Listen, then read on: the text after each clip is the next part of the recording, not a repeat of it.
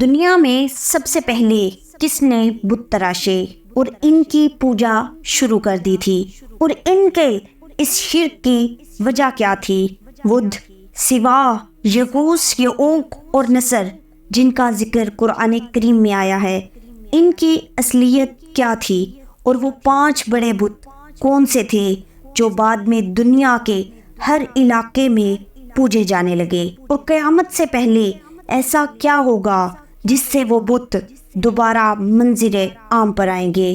اور اس ویڈیو میں آپ یہ بھی جانیں گے کہ عرب کے مشہور زمانہ جاہلیت میں بت پرستی کا آغاز کیسے ہوا، اور کعبہ معظمہ میں بتوں کو لانے والا شخص کون تھا، اور عرب کے خطے میں مشہور بت لات، منات، عزا اور حبل کی حقیقت کیا ہے؟ ان تمام سوالات کے جواب قرآن و حدیث کی روشنی میں آج کی اس ویڈیو میں ہم آپ کے ساتھ شیئر کریں گے، لہٰذا ویڈیو کو اینڈ تک ضرور دیکھیے گا۔ بسم اللہ الرحمن الرحیم۔ السلام علیکم معزز ناظرین، تمام تعریفیں اللہ تعالیٰ کے لیے جو بڑا مہربان، نہایت رحم کرنے والا ہے، اور کروڑہ درود آقائے دو جہاں، نبی مہرباں محمد مصطفیٰ صلی اللہ علیہ وسلم پر، آپ کی آل، آپ کی اولاد پر، آپ کے تمام اصحاب پر۔ محترم ناظرین، بت پرستی کا مطلب یہ ہے کہ کسی بھی ظاہری شکل و صورت کو الہ کا درجہ دینا، اسے اپنا خدا ماننا، اسے اپنا مشکل کشا ماننا۔ بت پرستی میں عام طور پر پتھر، لکڑی یا دھات کے ہاتھوں کی بنائی ہوئی شبیہ کو پوجا جاتا ہے۔ اس کو راضی کرنے کے لیے اس کی عبادت اور پرستش کی جاتی ہے۔ محترم ناظرین، اللہ تبارک و تعالیٰ کے نزدیک اس کائنات کا سب سے عظیم جرم شرک ہے، جس کا مرتکب کبھی نجات نہیں پا سکتا۔ محترم ناظرین، اب آپ کو بتاتی ہیں کہ بت پرستی کی ابتدا کب ہوئی۔ بت پرستی کی تاریخ بہت قدیم ہے۔ اس کی ابتدا اس طرز پہ ہوئی کہ حضرت نوح علیہ السلام کی قوم کے جو نیک اور صالح افراد تھے، لوگ ان کی وفات کے بعد بطور یادگار ان کی مورتیاں تراش لیتے تھے، اور ان بت مورتیاں کو اپنے بزرگوں کا نام دیتے تھے، لیکن ان کی عبادت نہیں کرتے تھے۔ پھر رفتہ رفتہ لوگوں میں جہالت و بے دینی عام ہوتی گئی، اور لوگوں نے ان مورتیوں کو معبود کا درجہ دینا شروع کر دیا، اور یوں بت پرستی کی ابتدا ہوئی۔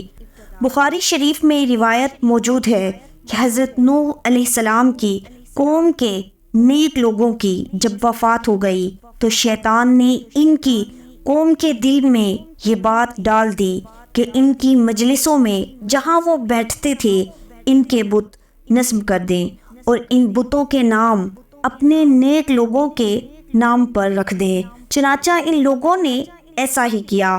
البتہ اس وقت ان بتوں کی پوجا نہیں ہوتی تھی، لیکن جب وہ لوگ مر گئے جنہوں نے بت بنائے تھے اور لوگوں میں علم باقی نہ رہا، تو انہوں نے بتوں کو پوجنا شروع کر دیا۔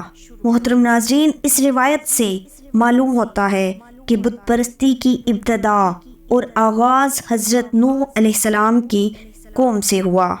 محترم ناظرین، اسلام کے ظہور سے پہلے مشرکین نے اللہ تبارک و تعالیٰ کے گھر کعبے کو بھی بت پرستی کا گڑھ بنا لیا۔ بتوں کے نام کا حج اور طواف کیا جاتا تھا، ان کو سجدے بھی کیے جاتے تھے، انہیں خدا کے ہاں سفارشی تصور کیا جاتا تھا، اور ان بتوں کے لیے نذرانے اور قربانیاں پیش کی جاتی تھی۔ محترم ناظرین، قرآن مجید میں بت پرستی کی ابتدا کے متعلق ایک آیت ملتی ہے جس میں اللہ تبارک و تعالیٰ نے واضح ارشاد فرمایا ہے۔ قرآن مجید کی سورہ نوح میں ارشاد فرمایا، اور ان لوگوں نے کہا کہ تم اپنے خداؤں کو ہرگز نہ چھوڑو، اور نہ ود، نہ سوا، نہ یغوث، اور نہ ہی یعوق، اور نہ ہی نصر کو چھوڑو، اور انہوں نے بہت ساروں کو گمراہ کر دیا۔ یہ ان کے بتوں کے نام تھے جن کو وہ پوجتے تھے۔ بت تو ان کے بہت تھے، مگر یہ 5 بت ان کے نزدیک بڑی عظمت اور شوکت والے تھے۔ ود یہ مرد کی صورت پر تھا، سوا عورت کی صورت پر، یغوث شیر کی شکل میں اور یعوق گھوڑے کی شکل میں اور نصر کرگس یعنی گدھ کی شکل میں پائے جاتے تھے۔ محترم ناظرین، یہ سوال انتہائی اہم ہے کہ یہ بت پرستی کہاں سے شروع ہوئی اور ان کے یہ نام کس نے رکھے تھے؟ تو اس کے بارے میں تفصیلات آپ کو بتاتے ہیں کہ جب حضرت آدم علیہ السلام اس دنیا میں تشریف لائے تو اپنی اولادوں کو آپ نے واحد اللہ کی عبادت کا درس دیا۔ حضرت آدم علیہ السلام کے زمانے میں تمام لوگ توحید پرست تھے اور یہ سلسلہ حضرت ادریس علیہ السلام کے زمانے تک جاری اور ساری رہا، جو حضرت آدم علیہ السلام کے بیٹے اور حضرت شیس علیہ السلام کی نسل سے ایک برگزیدہ نبی تھے۔ حضرت ادریس علیہ السلام کی اولادیں بھی اللہ تبارک و تعالیٰ کی راہ پر چلنے والی تھیں۔ اس زمانے میں 5 ایسے لوگ تھے جو بہت زیادہ عبادت گزار اور متقی اور پرہیزگار تھے، اور انہوں نے اللہ تبارک و تعالیٰ کا خاص قرب حاصل کیا تھا۔ لوگ بھی ان کی کافی تعظیم و تکریم کیا کرتے تھے۔ ان کے نام ود، سوا، یغوث، یعوق اور نصر تھا۔ ان لوگوں نے اپنے لیے مسجدیں بنا رکھی تھی اور لوگوں کو ان مسجدوں میں بلا کر ذکر و اذکار سکھایا کرتے تھے۔ ہر شخص ان کے پاس آ کر بیٹھتا، انہیں پسند کرتا تھا، اور ان کی صحبت کی وجہ سے لوگ بہت زیادہ دیندار ہو گئے تھے۔ لیکن جب ان 5 بزرگوں کا یکے بعد دیگرے انتقال ہوا تو لوگ بہت غمگین ہوئے اور افسردہ ہوئے۔ ان سے محبت رکھنے والے لوگ ان کی وفات پر دکھ کا اظہار کرنے لگے، یہاں تک کہ ان کے دلوں میں عبادت کا جو شعلہ بھڑکا تھا وہ بھی آہستہ آہستہ ٹھنڈا ہونے لگا، اور وہ آپس میں کہنے لگے کہ اب ہمیں عبادت میں لذت کیسے ملے گی، اب ہمیں اللہ سے کون قریب کرے گا۔ وہ لوگ مجاور بن کر ان کی قبروں پر بیٹھ گئے اور رونا شروع کر دیا۔ محترم ناظرین، شیطان نے ان کے عقیدت مند اور پیروکاروں کے دلوں میں ایک بات ڈالی کہ کیوں نہ ہم ان کی تصاویر بنا لیں۔ انہوں نے بلا سوچے سمجھے ایسا ہی کیا، بلکہ ایک نے تو یہ کہا کہ اگر ہم ان کی تصویریں بنا لیتے ہیں تو ان کی یاد کی وجہ سے ہمیں عبادت کا شوق زیادہ ہوگا۔ چنانچہ انہوں نے ان نیک ہستیوں کی تصویریں بنا ڈالی۔ اس طرح سب سے پہلے یعنی بتوں کی مجسموں سے بھی پہلے تصاویر فتنہ اور فساد اور گمراہی کا سبب بنی۔ محترم ناظرین، یہاں ایک بات ذکر کرنا انتہائی ضروری ہے کہ اسی لیے علماء کرام تصاویر کو حرام قرار دیتے ہیں، اگرچہ بعض مخصوص صورتوں میں اس کی اجازت دی جاتی ہے، لیکن اگر کسی کمرے میں تصویریں ہوں تو وہاں نماز کی ادائیگی سے بھی منع فرمایا گیا ہے۔ مگر اس وقت ان تصویروں کی پوجا نہیں ہوتی تھی، ان لوگوں نے صرف نیک لوگوں کی تصویریں ہی بنائی تھیں، پوجا نہیں کی تھی۔ یعنی ان کی ابھی تک کسی نے باقاعدہ عبادت یا پرستش شروع نہیں کی تھی، مگر جب کبھی ان کو اپنے نیک لوگوں کی یاد آتی تو ان تصویروں کو دیکھ لیتے اور اپنے دلوں کو راحت بخش لیتے تھے۔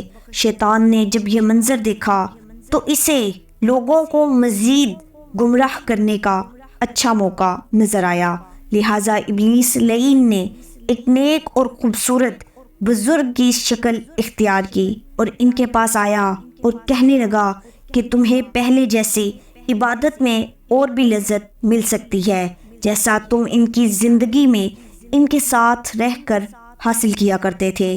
ان تمام لوگوں نے اس شیطان سے پوچھا کہ یہ کیسے ممکن ہے۔ شیطان نے ان سے کہا کہ تم ان 5 بزرگوں کی شکلوں کو پتھروں پر تراشو اور اس پر ان کے لباس پہنا دو، ان بتوں کو مسجدوں میں رکھ لو، اس طرح تم انہیں بھول نہیں پاؤ گے، اور جب ان کے بت تمہارے سامنے رہیں گے تو عبادت کے وقت تمہیں ایسا محسوس ہوگا کہ گویا تمہارے ساتھ وہ بھی عبادت میں مصروف ہیں۔ شیطان کی یہ تجویز لوگوں کو کافی حد تک پسند آئی اور ان لوگوں نے شیطان کے مشورے پر عمل کیا اور ان 5 بزرگوں کی مورتیاں تراش کر انہیں عبادت گاہوں میں رکھ ڈالا۔ شیطان نے انہیں یہ مشورہ دیا کہ جب تم عبادت گاہوں میں جاؤ تو سب سے پہلے ان پتھروں کے ہاتھ اور پیروں کو چومو، اس سے تمہیں مزید تقویٰ نصیب ہوگا۔ محترم ناظرین، اس بارے میں امام ابو جعفر محمد باقر رحمۃ اللہ علیہ واقعہ ذکر کرتے ہیں۔ ایک مرتبہ امام جعفر محمد باقر رحمۃ اللہ علیہ نماز پڑھ رہے تھے کہ حاضرین میں سے کسی نے یزید بن محلب کا ذکر کیا۔ جب امام باقر رضی اللہ تعالیٰ عنہ نماز سے فارغ ہوئے تو انہوں نے فرمایا، کیا تم نے یزید بن محلب کا ذکر کیا ہے؟ جبکہ وہ اس علاقے میں قتل ہوئے جہاں سے سب سے پہلے غیر اللہ کی پوجا شروع ہوئی تھی۔ مزید فرماتے ہوئے انہوں نے کہا کہ ود کے بارے میں فرمایا کہ وہ ایک نیک آدمی تھا جو قوم میں ہر دل عزیز تھا، لیکن جب وہ فوت ہوا تو لوگ بابل میں اس کی قبر پر بیٹھ گئے اور بہت زیادہ غمگین اور پریشان ہوئے۔ جب ابلیس نے ود کی وفات پر ان متقی دین اور پرہیزگار لوگوں کا رنج و غم دیکھا تو ان کو گمراہ کرنے کا موقع ہاتھ سے جانے نہ دیا۔ انسانی صورت میں ان کے پاس آ کر کہنے لگا، میں دیکھ رہا ہوں تم ان صاحب کی وفات پر بڑے دل گرفتہ ہو، پریشان اور رنجیدہ بھی ہو۔ مجھ سے تمہاری یہ صورتحال نہیں دیکھی جاتی۔ اگر تمہیں کوئی اعتراض نہ ہو تو کیا میں تمہیں اس جیسی ایک صورت نہ بنا دوں جو اس کی جگہ رکھی جائے اور وہ اس کی یادگار بن جائے؟ انہوں نے کہا، ہاں ضرور بنائیے۔ تب شیطان نے سب سے پہلے ود کا ایک بت بنا کر دے دیا تھا۔ انہوں نے اس مجسمے کو چوپال میں رکھا اور اسے یاد کرنے اور اس کی باتیں کرنے لگے۔ جب ابلیس نے دیکھا کہ یہ لوگ ود کو بہت یاد کرتے ہیں تو کہا، کیا میں تم میں سے ہر شخص کے گھر میں اس طرح کا ایک مجسمہ نہ بنا دوں تاکہ تم سب اس کو چوپال میں رکھنے کی بجائے اپنے اپنے گھروں میں رکھو اور جب جس کا جی چاہے اس کو دیکھ کر یاد کرے۔ تب شیطان ان سب پر پوری طرح حاوی ہو چکا تھا۔ انہوں نے کہا، جی ضرور بنا دیجئے۔ اس طرح اس نے ہر شخص کے گھر میں ایک ایک ود کا مجسمہ یعنی بت بنا کر رکھ دیا اور وہ اس کو دیکھ کر اس اللہ کے ولی، اللہ کے مقرب یعنی ود کو یاد کرتے تھے۔ جب ان کے بیٹے بڑے ہوئے تو انہوں نے اپنے بزرگوں کو بتوں کو اہمیت دیتے دیکھا تو وہ بھی اسی طرح اہمیت دیتے رہے، حتیٰ کہ اگلی نسل کے لوگ اس بات سے بے خبر ہوئے کہ ان بزرگوں کو کیوں یاد رکھتے تھے، لیکن ان کی نسل اس کو بھول گئی کہ ہمارے آباء و اجداد ان کی عبادت نہیں کرتے تھے، صرف مجسمہ دیکھ کر ود کو یاد کیا کرتے تھے۔ لیکن بعد کی نسلوں کو شیطان نے بتایا کہ آپ سب کے آباء و اجداد ان کی عبادت بھی کیا کرتے تھے اور انہی کی وجہ سے انہیں بارشیں ملا کرتی تھیں۔ نسل جدید نے اس کو عبد سے معبود کی طرف منتقل کر دیا اور معبود برحق کی عبادت کو ترک کر ڈالا۔ محترم ناظرین، ود کا بت دنیا میں ایسا بت تھا جس کی اللہ کو چھوڑ کر سب سے پہلے عبادت کی گئی۔ اس طرح دنیا میں سب سے پہلے بت پرستی شروع ہوئی، پھر دھیرے دھیرے دنیا میں نئے نئے علاقائی اور قبائلی بت ایجاد ہوتے گئے اور شرک کا بازار گرم سے گرم تر ہوتا چلا گیا اور یہاں تک کہ کعبہ معظمہ تک اس کا سلسلہ پہنچ چکا تھا۔ محترم ناظرین، حضرت مسلمہ اور حضرت ام حبیبہ رضی اللہ تعالیٰ عنہ حبشہ میں گرجا تھا، انہوں نے اس کا ذکر نبی کریم صلی اللہ علیہ وسلم سے کیا۔ اس کا نام ماریہ تھا۔ انہوں نے اس کے خوبصورتی کا ذکر کیا اور اس میں جو تصویریں تھیں ان کا بھی ذکر کر ڈالا تو نبی کریم صلی اللہ علیہ وسلم نے فرمایا، ان لوگوں میں جب کوئی نیک آدمی فوت ہو جاتا تھا تو اس کی قبر پر مسجد یعنی عبادت گاہ تعمیر کرتے تھے، اور اس میں یہ تصویر بناتے اللہ کے ہاں یہ لوگ بدترین مخلوقات میں سے ہیں۔ محترم ناظرین، سورہ انعام میں سیدنا ابراہیم علیہ السلام کے واقعے سے معلوم ہوتا ہے کہ آپ کے زمانے تک چاند، سورج اور ستاروں کی پرستش بھی شروع ہو چکی تھی۔ پھر جو زمانہ آگے کو بڑھتا گیا، نئے معبود بھی پیدا ہوتے گئے۔ خود انسانوں ہی میں سے کتنوں نے خدائی کا دعویٰ بھی کر ڈالا، جیسا کہ قرآن مجید میں نمرود اور فرعون کے بارے میں آتا ہے۔ پھر اتنے بت اور اس قدر بت وجود بخشے گئے، یہاں تک کہ آج ہندوستان کے مشرقین تقریباً 33 کروڑ دیوی اور دیوتاؤں پر یقین رکھتے ہیں۔ نعوذ باللہ من ذالک۔ محترم ناظرین، حضرت نوح علیہ السلام سے حضرت سیدنا ابراہیم علیہ السلام تک سلسلہ چلتا رہا۔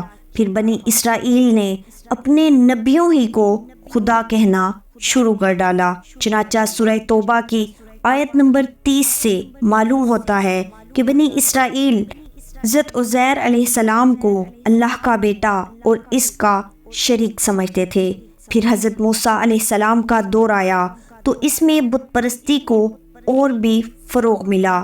چنانچہ سامری جادوگر نے بچھڑے کی عبادت شروع کرائی، جیسا کہ سورہ طٰہٰ میں اس کا ذکر موجود ہے۔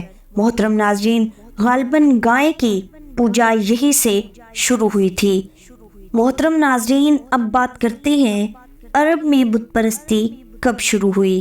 تو حضرت شاہ ولی اللہ محدث دہلوی رحمۃ اللہ علیہ فرماتے ہیں کہ نبی کریم صلی اللہ علیہ وسلم کی ولادت شریف سے 300 سال قبل عرب میں بت پرستی نہیں تھی۔ آہستہ آہستہ یہ بت پرستی قوم نوح سے منتقل ہو کر خطۂ عرب میں آ پہنچی تھی۔ شہر مکہ جو شروع سے ہی توحید کا مرکز رہا، اس میں بت پرستی کا آغاز بنو خزاعہ کے سردار عمر بن لئی نے کیا۔ عمر بن لئی خانہ کعبہ کا ایک بہت بڑا اور بارسوخ سردار تھا، اور لوگ اس کی بہت مانتے تھے۔ اس کی ایک خاصیت یہ بھی تھی کہ وہ حاجیوں کی بہت خدمت کرتا تھا اور ان کو پانی پلاتا تھا، بلکہ شہد کا شربت بھی پلاتا تھا۔ اس زمانے میں بھی حاجیوں کی خدمت کو بہت ثواب سمجھا جاتا تھا اور اعزاز کی بات سمجھی جاتی تھی۔ ایک دفعہ یہ شخص عمر بن لئی اپنی تجارت کے سلسلے میں ملک شام گیا تو وہاں اس نے بت پرستی ہوتی دیکھی۔ وہاں ایک قوم آباد تھی جس کا نام کتابوں میں عمالقہ آیا ہے۔ اس قوم نے بھی اپنے بزرگوں کے بت بنائے ہوئے تھے اور ان کا کہنا تھا کہ مانتے تو ہم ایک خدا کو ہیں، لیکن کیونکہ وہ ہمیں نظر نہیں آتا تو ہمیں لگتا ہے کہ اس تک ہماری بات نہیں پہنچتی، اس لیے ہم نے یہ چھوٹے چھوٹے خدا بنا لیے ہیں۔ کوئی ہوا کا خدا ہے، کوئی پانی کا اور کوئی رزق کا۔ ہم ان خداؤں سے بات کرتے ہیں اور یہ ہماری سفارش بڑے خدا سے کر دیتے ہیں۔ چونکہ یہ ہمارے سامنے ہوتے ہیں تو ہماری عبادت بھی اچھی ہو جاتی ہے۔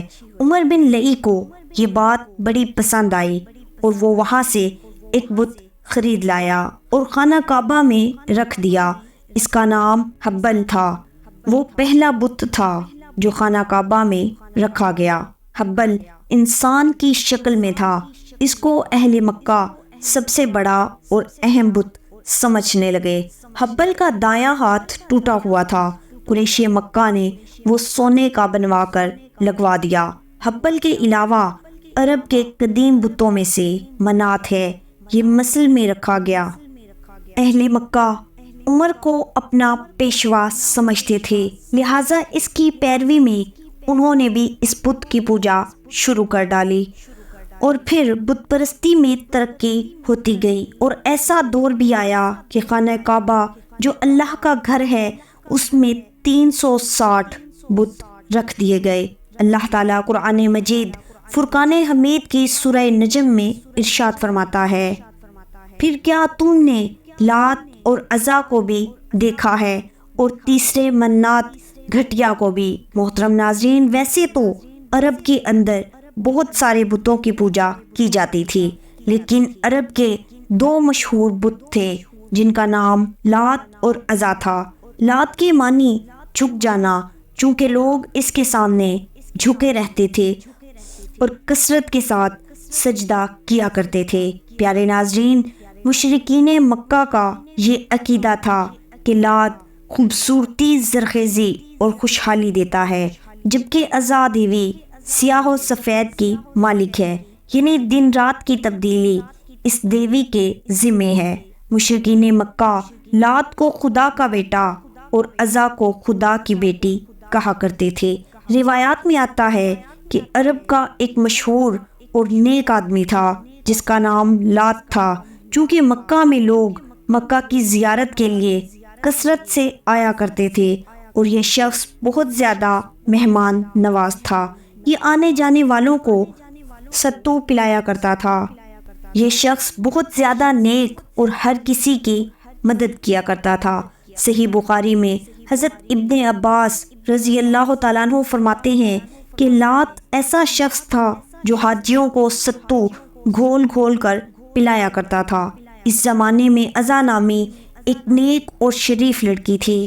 یہ عزا نامی خاتون طائف کے لوگوں کو ایک ویران مکان میں ملی۔ اسی وجہ سے عزا کے بارے میں نعوذ باللہ من ذالک یہ مشہور تھا کہ وہ خدا کی بیٹی ہے۔ جب یہ عزا نامی خاتون جوان ہوئی تو جو کوئی بھی اس کو بری نظر سے دیکھتا وہ کسی نہ کسی مصیبت یا بیماری کے اندر مبتلا ہو جاتا تھا۔ چنانچہ صورتحال کو دیکھ کر مکہ اور طائف کے سرداروں نے یہ فیصلہ کیا کہ عزا کی شادی کر دی جائے۔ چنانچہ تمام سرداروں کی مشاورت کے بعد لات اور عزا کی شادی کروا دی گئی، اور شادی کی پہلی رات ایسا واقعہ پیش آیا جس کو دیکھ کر تمام لوگوں کے ہوش اڑ گئے۔ کہا جاتا ہے کہ لات اور عزا جب شادی کی پہلی رات اپنے حجرہ عروسی یعنی کمرے میں داخل ہوئے، اس کے بعد وہ دونوں لوگوں کو کبھی نظر نہ آئے اور وہ ہمیشہ ہمیشہ کے لیے اپنے کمرے سے غائب ہو گئے تھے، نہ جانے وہ کہاں چلے گئے۔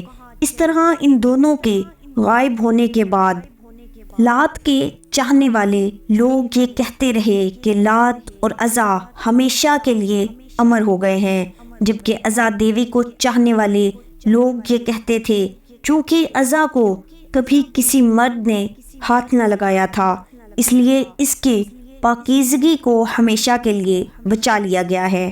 محترم ناظرین، اسی زمانہ جاہلیت میں وہ شخص جس کا ذکر پہلے کیا گیا ہے، ایک روایت کے مطابق یہ ہے کہ اس بدبخت شخص نے ان دونوں کی یاد میں بڑے بڑے دو بت بنا ڈالے تھے۔ چونکہ تمام عرب کے لوگ ان دونوں یعنی لات اور عزا سے محبت کرتے تھے، تو جیسے جیسے وقت گزرتا گیا لوگ ان کے سامنے منتیں ماننے لگے، اور ایک دن ایسا آیا کہ لوگ ان کے سامنے اپنی قربانیاں بھی پیش کرنے لگے اور ان دونوں بتوں کی پوجا اور سجدہ کرنے لگے۔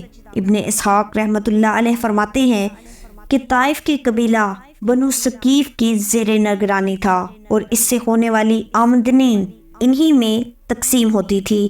ان دونوں بتوں کو بنانے والا بدبخت شخص عمرو بن لئی الخزاعی نے لوگوں کے درمیان یہ بات مشہور کر رکھی تھی کہ تمہارا رب سردی کے موسم میں لات کے پاس ہوتا ہے اور گرمی کے موسم میں عزا کے پاس۔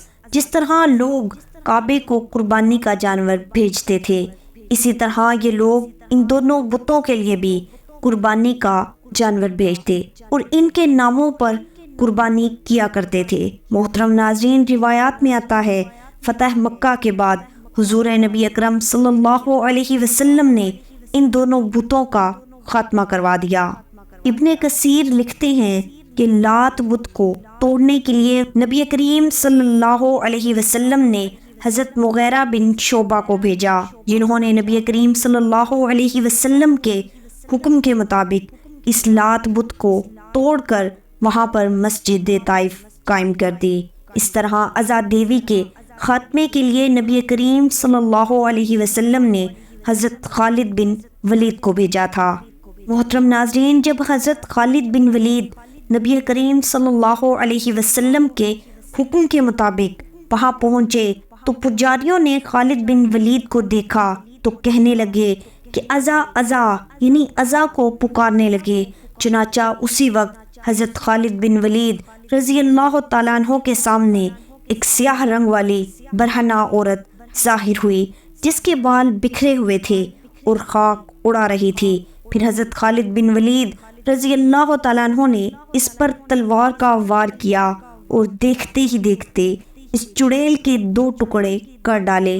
اس عورت کا قتل کرنے کے بعد حضرت خالد بن ولید رضی اللہ تعالیٰ عنہ نبی کریم صلی اللہ علیہ وسلم کی بارگاہ میں حاضر ہوئے اور اس واقعے کے بارے میں آپ صلی اللہ علیہ وسلم کو اطلاع دی تو نبی کریم صلی اللہ علیہ وسلم نے ارشاد فرمایا کہ ہاں، وہ ازا ہی تھی جسے تم نے قتل کر ڈالا ہے۔ محترم ناظرین، اس طرح عرب کے مشہور اور خاص بت لات اور عزا کو نبی کریم صلی اللہ علیہ وسلم نے دنیا سے ہمیشہ ہمیشہ کے لیے ختم کر دیا تھا اور مکہ کی سرزمین کو پاک سرزمین بنا دیا، اور مکہ کی پاک سرزمین کو ہمیشہ ہمیشہ کے لیے ان بتوں سے پاک کیا۔ اللہ تبارک و تعالیٰ سے دعا ہے کہ اللہ ہمیں نبی کریم صلی اللہ علیہ وسلم کے بتائے ہوئے راستے پر چلنے کی توفیق عطا فرمائے۔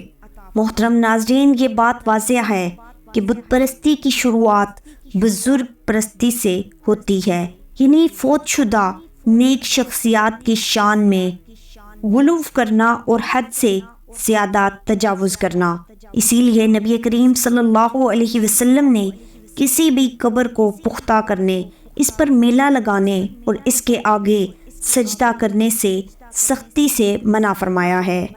بلا شبہ شرک اور بت پرستی گمراہی کا راستہ ہے اور کامیابی صرف اور صرف اس لا شریک معبود کی عبادت اور پرستش میں ہے جو حضرت نوح، ابراہیم، موسیٰ اور عیسیٰ علیہ السلام اور خاتم النبیین حضرت محمد مصطفیٰ صلی اللہ علیہ وسلم اور تمام اولیاء کرام کا خدا ہے۔